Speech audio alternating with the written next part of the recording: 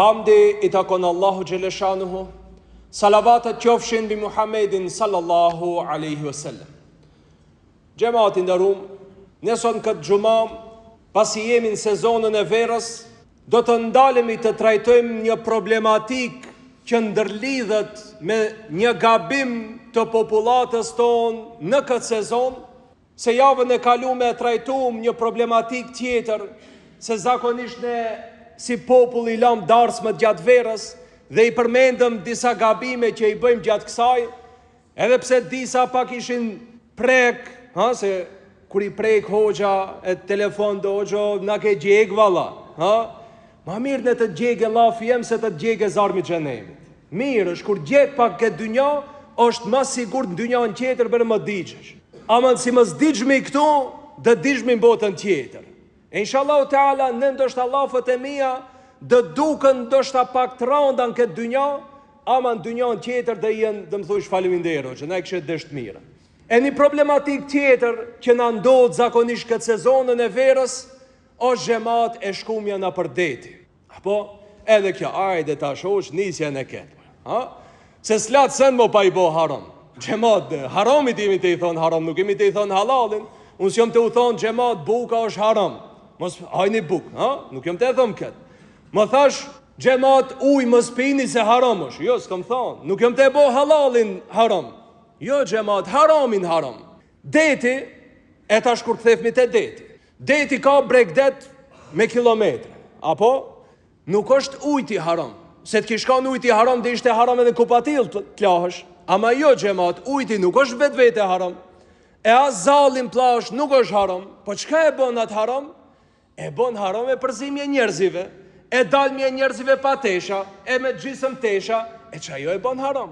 Po ti, nëse mund është ta gjesh dhe një vend se bregdeti, nëse i ka 20 kilometra bregdet, nuk është mora ketë 100 kvadrat që ati ketë miletit mlidhen. Shko dikun diku s'ka njerëzi. Mo gjo që do bëjnë, së në shkojnë ferra gje, ti nuk pas ke shku për ujtin, ti pas ke shku për tjera sende. Atëherë, mës hakat gjesh udh, ka dalja halal haram, ti e lip ke haramin. Kur jemi të e shkumja në deti, për para kjo tema su ka diskutu, as se kemi dit se ku është e deti. Jemi lan trez, kemi lan vardar që ati, se kemi dit, se egziston det dikundin dynja. Ama, dynjoja hecë për para, ti kalzon të mëson do sendet, mëson të mirat, mëson të këshia, e prej sendeve të këshia që i mësoj mileti jonë, është edhe që kjo. Lese për para njëherë fillun vetë, tash edhe familjarisht, tash ti edhe grujen haram, ti shti edhe fmi të vamsoje, prem fmi të vamsoje haramin. Do thot, nuk frihet vetë hien haram, po donë edhe këtë qire ti mare me veti. E xhemat, kjo temë për para thash ka qenë tabutene, as su ka diskutu. Sot, është problem ta diskutojsh, se shumë veta prejken. Kanë qef hoxha më zva prishe qefin. Hoxha ma folbe dhe ti mos i cilin sent, ndroje temën. Fol dhe një sent, në historia që e para 10.000 vjetë dhe që ju ka bon. E xhemat, nuk mund mi të folmi për sende që ka ndodhë në histori pa u këthyne në ditën e sotit. Ti e të shku të batist në haram, e unë të thëmë, nuk mësohet xhemat, a njeri o të umbyt në uj, ti tash hakatën të mësojsh, durët që kështu i luan, kamët lëvizja, ajo është të umbyt, ti do të mësojsh si të lahët. Jo, nuk është koha për të mësu. Kur o të umbyt, hinë qite. E xhemat, mileti janë është e umbyt në haram, a i thëtë, hoqo, berit janë është dikundja, që folë për Hazreti Nuhin, për Hazreti Musën. Jo xhemat, se mileti është e ushyt në haram, ajo të umbyt në haram. Nuk o fakti për ta mësu si lahët, është fakti për ta nxjerr prej të keqës. Edhe kjo xhemat, unë do t'i potencoj 3 hadithe, inshallah ta'ala, që ta kuptojmë se kjo është një vepër që duhet muslimani të kese shumë kujdes, edhe të largohet sa ma shpejt për kësaj, veçorie që e kemi bon, mendojmë se është e trend, mendojmë se është e mirë, mendojmë se është e përparimtare, diçka, ama në fakt, jemi të rreziku xhemat fen ton, jemi të rreziku ardhmërin ton që të përfundim xhehenem në udhubillah. Thot pejgamberi sallallahu alaihi wasallam në hadithin që e përcjell Abu Said al-Khudri radhiyallahu anhu, se pejgamberi sallallahu alaihi wasallam thot, mos shikoje, thot, mashkulli auretin e mashkullit, e as gruaja, thot, mos shikoja auretin e gruas tjetër. Këtë hadith e regjistroni me Muslimi, Tirmidhi dhe shumë dietar tjerë. Shife xhemat, pejgamberi alayhis salam e ndalon që burit shikoje auretin e burit. Jo të gruës, ajo hala më haram është. Po edhe të një burit tjetër është haram ta shikojsh.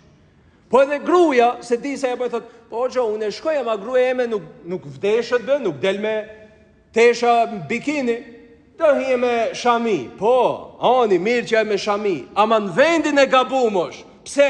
Se aty përpara edhe më hiç mes me pas burra qerë. Që do thojmë është plazhe grave. Plazhe grave, çka thot pejgamberi alayhis salam? Mos shikoje gruaja thot auretin e gruas tjetër. Po që nëse është plazhe grave, çka do thotë se gratë kanë drejt shikohen njëna tjetrën? Jo. Po veç burra jemi aty. Po pse burja ka drejt ta shikojë auretin e burrit tjetër? Jo. Pejgamberi alayhis salam e ndalon. Kur e ndalon shikimin e gjinis njëjtë, para mendoj gjinis tjetër. Kjo është pra një urdhën i pejgamberit alayhis salam që të kemi kujdes, ta dim xhamat, se është haram ta shikojsh personin tjetër në auret. Qoftë burr, qoftë gruaje. Aureti i burrit është prej kërthes deri në gjuhë. Kjo pjesë është haram të shpalohet. Po valla këtë burra i non do dal me kuse të shkurt. Po çka se i e burr? Haram është ta shpalosh atë pjesë. Gratë, do dalune, s'ke drejt dalsh. Auret, zguxon gruaja ta shpalojë auretin dhe para grave. A gruaja krejt trupin e ka auret përpos fytyrës, durve dhe pjesës fundit këmbëve, do thot pjesa në nyjen e kocit këmbës. Zguxon ta shpalojë. Hadithi 2, thot pejgamberi alayhis salam nga hadithi që e përcjell Xhabiri radhiyallahu anhu. Thot kush e beson Allahun dhe e beson ahiretin, mos hije thot në hamam, pra nëse është burr, thot mos hije në hamam pa pasot izar. Do thot pa e mbulu auretin mos hije. Edhe burrat tjerë ta kanë auretin e mlu. Hamam xhamat janë sikur sot që janë bazenet, po në kohët e vjetra ka pas hamam, si një vend publik për t'u lajt. Dhe në këtë vend kanë shku vetëm burrat. Edhe pejgamberi alayhis salam thot kush e beson Allahun dhe botën tjetër, pra nëse je musliman, nëse je besimtar që thot besoj Allahun dhe e beson botën tjetër, mos hish në vende ku lahen njerëzit pa e mbulu auretin. Dhe vazhdon hadithi thot, kush beson Allahun dhe botën tjetër, mos e lejoje thot gruaja vetë shkojën hamam. E në atë kohë i kanë dajt, për shembull e kanë pas gratë një kohë caktuar, ose një ditë caktuar vetëm gratë. Edhe pse ka qenë vetëm për gratë, pejgamberi alayhis salam thot kush e beson Allahun dhe botën tjetër, mos e lanë gruaja vetë hijen hamam. Para mendoj këtë gratë. Po me pas kanë sot pejgamberi alayhis salam gjallë, ti shohe muslimant, burra e grana për plazha, të vdeshët si mama keq. Çka do kish thonë xhamat? Çfarë qortimi na kish bë pejgamberi alayhis salam sot ti kish pa çdo muslimantë sotit, që s'ka as pak xhelozi me gruën e vet shkohet shohet do thot auretet e 100.000 njerëzive atje. Çfarë kije ti me ato njerëz? Çka të lidh ti me ato njerëz atje në plazh? Kur gjë? Dhe e treta çka thot pejgamberi alayhis salam vazhdim të këtij hadithit, thot kush e beson Allahun dhe botën tjetër, mos ulet në sofër ku pihet alkool. Këto janë 3 këshillat pejgamberit alayhis salam që i thamë brenda këtij hadithi, që ulemat e kanë konsideruar si hadith sahih dhe regjistron Tirmidhiu, Ahmedi e shumë dietarë të tjerë.